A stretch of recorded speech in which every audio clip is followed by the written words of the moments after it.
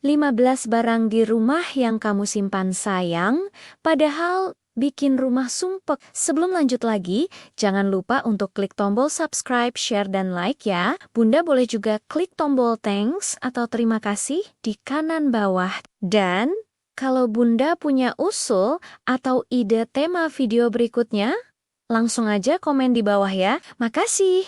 Dan kita lanjut sekarang. Halo Bunda semua. Semoga semuanya sehat selalu ya.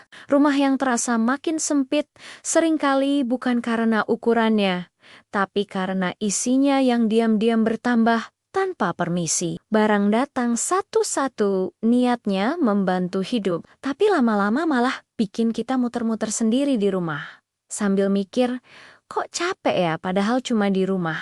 Ibu-ibu itu bukan kekurangan tenaga, tapi kelebihan tanggung jawab. Dan salah satunya numpuk di sudut rumah dalam bentuk barang yang disimpan karena rasa sayang. Judul hari ini penting banget dibahas karena kondisi sekarang bikin barang makin gampang masuk ke rumah. Belanja online tinggal klik. Diskon bikin kalap. Hadiah datang tanpa diminta, sementara yang keluar hampir nggak pernah. Akhirnya rumah jadi penuh, kepala ikut sesak, dan emosi gampang naik. Padahal masalahnya bukan di orang rumah, tapi di barang yang kebanyakan tinggal. Ini realita yang banyak ibu rasakan, tapi jarang disadari penyebabnya. Dalam psikologi lingkungan, ada teori yang disebut cognitive load yang menjelaskan bahwa semakin banyak stimulus visual di sekitar kita, semakin cepat otak lelah. Rumah yang penuh barang bikin pikiran gak pernah benar-benar istirahat meski badan duduk diam. Jadi pembahasan tentang barang yang disimpan karena sayang ini bukan soal rapi-rapi, tapi soal kesehatan emosi ibu, ketenangan rumah, dan ruang bernapas di tengah hidup yang makin padat. Barang pertama adalah baju yang masih bagus tapi sudah lama tidak dipakai. Biasanya disimpan dengan doa lirih. Semoga suatu hari muat lagi atau ada acara yang cocok. Lemari jadi penuh sesak, tapi tiap pagi yang diambil tetap itu. Itu saja. Sampai akhirnya kita sadar lemari itu seperti reuni mantan, banyak yang pernah berarti. Tapi sekarang cuma bikin bingung. Barang kedua adalah tas dan sepatu lama yang modelnya sudah lewat zaman. Kondisinya masih layak. Tapi setiap mau dipakai, selalu kalah sama yang lebih nyaman. Rak sepatu jadi padat, debu rajin datang, dan kita tetap pergi pakai sandal favorit yang itu lagi. Sementara yang lain cuma jadi pajangan kenangan. Barang ketiga adalah peralatan dapur yang jarang sekali dipakai. Loyang ukuran tanggung, cetakan lucu, alat khusus yang dibeli karena lagi semangat bikin sesuatu. Dapur jadi sempit, padahal aktivitas harian cuman muter di wajan, spatula, dan panci yang sama. Sisanya cuma numpang tinggal dan bikin laci susah ditutup. Barang keempat adalah toples kosong berbagai ukuran. Niat awalnya biar rapi dan bisa dipakai ulang, tapi kenyataannya toples kosong menumpuk tanpa isi. Rak dapur penuh wadah, sementara bahan makanan malah berpindah-pindah karena kehabisan ruang yang benar-benar fungsional. Barang kelima adalah hadiah dari orang lain yang sebenarnya tidak kita suka. Mau dibuang rasanya nggak enak, mau dipakai juga nggak sreg di hati. Akhirnya disimpan bertahun-tahun. Tiap pindah rumah ikut pindah. Dan tiap lihat, muncul perasaan bersalah yang gak perlu. Barang keenam adalah mainan anak yang sudah rusak atau tidak lengkap. Katanya buat kenangan masa kecil.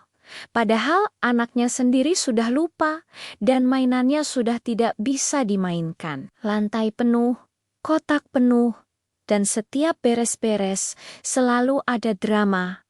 Karena jumlahnya lebih banyak dari kesabaran. Barang ketujuh adalah buku dan majalah lama yang tidak pernah dibaca ulang. Dulu niatnya mau dibaca pelan-pelan, tapi sekarang cuma jadi dekorak. Debu makin tebal, rak makin berat, dan isi kepalanya tetap sama, karena yang dibaca itu postingan pendek di ponsel. Barang kedelapan adalah kabel, charger, dan alat elektronik entah milik siapa. Disimpan karena takut suatu hari perlu, padahal jumlahnya banyak dan fungsinya tidak jelas. Lucunya, saat benar-benar butuh, yang dicari tetap tidak ketemu dan akhirnya beli baru lagi. Barang kesembilan adalah kosmetik dan skincare yang tidak cocok di wajah. Masih banyak isinya.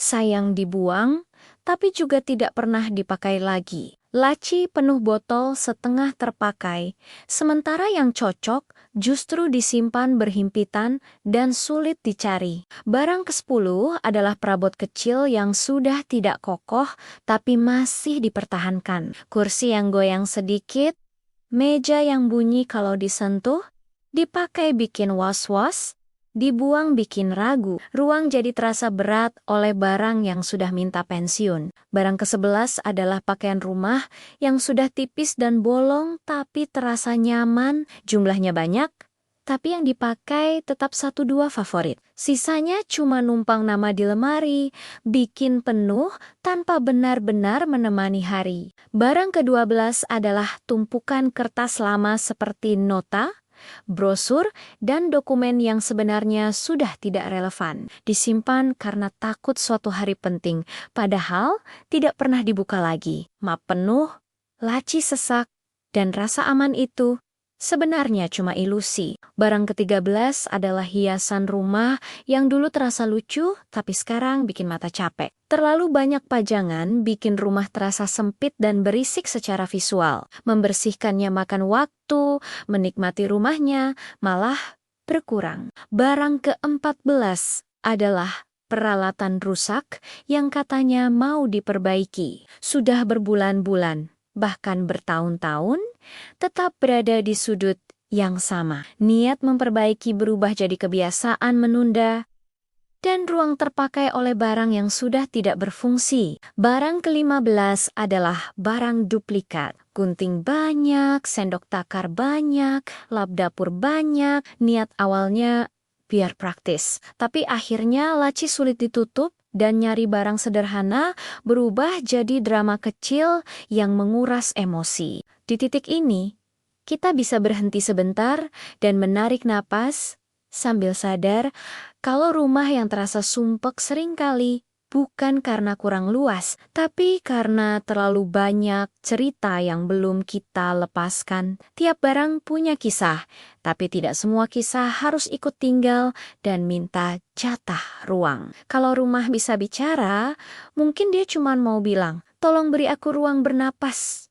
Aku capek menopang semua rasa sayang yang kebanyakan." Melepas barang ternyata mirip melepas beban pikiran. Awalnya ragu, tangannya berat, tapi setelah itu langkah jadi lebih ringan. Rumah yang lebih lega sering bikin ibu lebih sabar, lebih jarang ngomel, dan lebih jarang drama nyari barang sambil curiga satu rumah.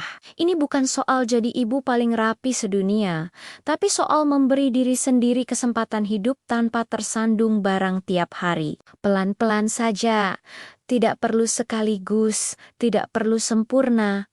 Karena rumah bukan laporan prestasi, satu barang keluar hari ini itu sudah kemenangan kecil. Dan kemenangan kecil kalau dikumpulkan bisa jadi perubahan besar. Dari ruang yang lebih lega, biasanya hati ikut lapang. Dan dari hati yang lapang, ibu bisa kembali jadi versi dirinya yang lebih hangat, lebih tenang, dan lebih percaya diri menjalani hari. Terima kasih sudah menemani curhat dan ceritaku sampai akhir. Sampai ketemu lagi di episode berikutnya. Salam semangat, Bunda semua.